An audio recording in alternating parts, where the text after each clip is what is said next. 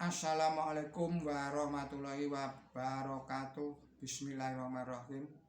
Kita lanjutkan kajian kita.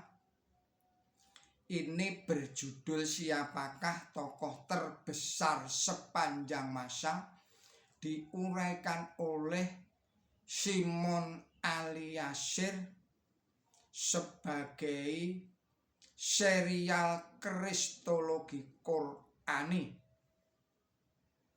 Saudara-saudara para pemirsa channel Kereweng Aji yang berbahagia, Assalamualaikum warahmatullahi wabarakatuh. Bismillahirrahmanirrahim. Allah berfirman di dalam surat Al-Baqarah surat 2 ayatnya 253. Bismillahirrahmanirrahim. Kami telah membuat sebagian utusan itu melebihi sebagian yang lain. Di antara mereka ada yang Allah berfirman kepadanya, dan sebagian lagi ada yang Ia naikkan beberapa tingkat derajatnya. Quran suci surat Al-Baqarah surat 2 ayatnya 253.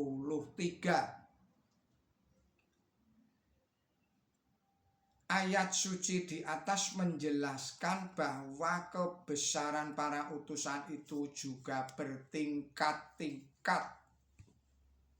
Kata kebesaran yang akar katanya besar menurut hemat kami lebih selaras sebagai terjemahan kata fadilah dalam ayat itu.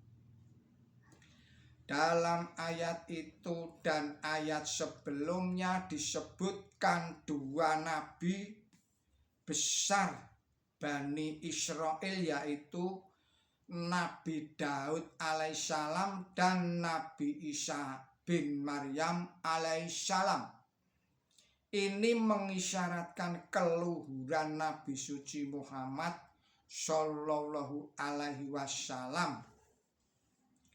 Maulana Muhammad Ali menjelaskan bahwa disebutnya Nabi Daud dan Nabi Isa secara khusus dimaksudkan untuk menunjukkan bahwa sekalipun dua nabi tersebut menggambarkan dua aspek kemajuan bangsa Israel yang berlainan, Nabi Daud menggambarkan ketinggian bangsa Israel di lapangan duniawi, dan Nabi Isa Al-Masih menggambarkan ketinggian bangsa Israel di lapangan ruhaniyah.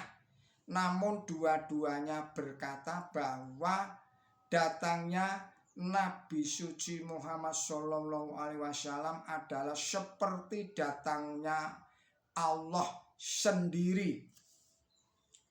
Jadi ditinjau dari dua gambaran tersebut, keluhuran Nabi Muhammad SAW di atas sekalian nabi itu tidak ada taranya, mengingat bahwa dua nabi yang paling tinggi di antara sekalian nabi bangsa Israel pun berkata bahwa datangnya Nabi suci Muhammad Sallallahu alaihi wasallam adalah seperti datangnya Tuhan. Lebih lanjut beliau berkata, berpuluh-puluh ayat Quran menjadi saksi akan kebesaran Nabi suci Muhammad Sallallahu alaihi wasallam. Berulang-ulang beliau dikatakan sebagai nabi yang diberi segala sifat kebesaran tingkat tinggi, sedangkan nabi-nabi yang lainnya hanya diberi sebagian kebesaran yang kurang tinggi tingkatnya. Inilah sebabnya mengapa Nabi suci Muhammad SAW dikatakan sebagai rahmat bagi sarwa sekalian alam. Surat 21 surat Al-Anbiya ayatnya 107. dan para pengikut beliau disebut umat yang paling unggul. Surat 3 surat Ali Imran ayatnya 109.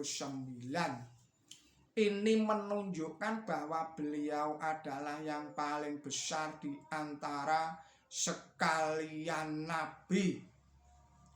Dalam Perjanjian Lama banyak ayat yang melukiskan kemuliaan Nabi suci Muhammad Shallallahu Alaihi Wasallam, sehingga Daud alaihissalam seorang nabi dan raja Israel yang mengantarkan bangsanya melebihi bangsa-bangsa lain pun memuji-muji beliau dengan mengucapkan sholawat, yaitu diberkatilah dia yang akan datang, dia yang diutus oleh Tuhan, kami memberkati engkau dari bait Allah. Kitab Mazmur pasal 118 ayat 29. Hal ini juga dilakukan oleh Isa Al-Masih alaihissalam dalam kitab Matius 23 ayat 39. Saudara-saudara para pemirsa Kreweng Aji Channel yang berbahagia, akan tetapi jika kita membaca buku-buku yang ditulis oleh sarjana dan pendeta Kristen, tokoh terbesar sepanjang masa itu adalah Yesus Kristus alaihissalam, bukan Muhammad Shallallahu Alaihi Wasallam. Hal ini karena mereka belum tahu atau tidak mau tahu alias kupur. Dikatakan kupur karena sebenarnya mereka mengenal dia seperti mengenal anak-anak mereka sendiri. Surat Al-Baqarah 146, juga surat Al-An'am ayat 20. Sebab kehadiran beliau telah dinubuatkan di dalam kitab-kitab suci terdahulu, khususnya Taurat dan Injil. Jadi penolakan mereka terhadap kenabian dan kerasulan Nabi suci Muhammad Shallallahu Alaihi Wasallam berarti menolak nubuat Nabi Isa Al-Masih alaihissalam atau Yesus Kristus alaihissalam yang di dalam Injil, sebagaimana orang-orang Yahudi mendustakan kenabian dan kerasulan Yesus Kristus, berarti mendustakan Musa yang menubuatkan kedatangannya. Kitab Yohanes 5 ayat 45 sampai dengan ayat 47.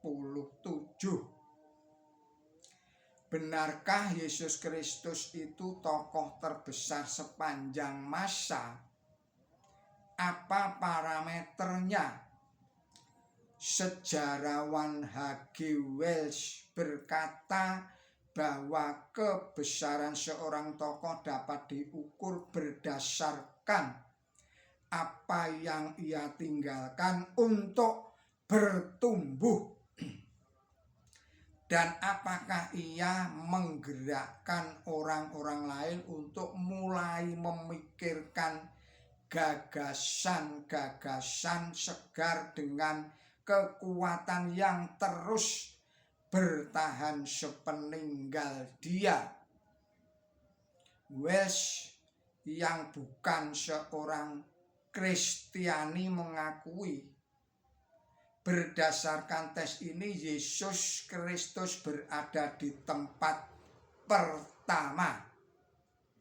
Demikian tertulis di dalam buku Tokoh Terbesar Sepanjang Masa terbitan White Tower Bible Student Association, Brooklyn, New York Amerika Serikat halaman 8 lebih lanjut dikatakan Iskandar Agung secara makna bergelar agung bahkan pada masa hidupnya, dan Napoleon Bonaparte adalah penguasa-penguasa yang sangat kuat karena penampilan mereka yang hebat. Pengaruh mereka sangat besar atas orang-orang yang mereka pimpin. Namun demikian, Napoleon dilaporkan pernah berkata, Kristus Yesus telah mempengaruhi dan memerintah rakyatnya tanpa kehadirannya secara jasmani. Saudara-saudara, para pemirsa channel Kereweng Aji yang berbahagia, kita cukupkan sekian dulu video ini. Kita sambung lagi pada video-video yang berikutnya. Mohon maaf atas segala kesalahan dan kekilapan saya di dalam menyampaikan risalah ini. Billahi taufik wal hidayah. Ihdinas siratal mustaqim. Wassalamualaikum warahmatullahi wabarakatuh.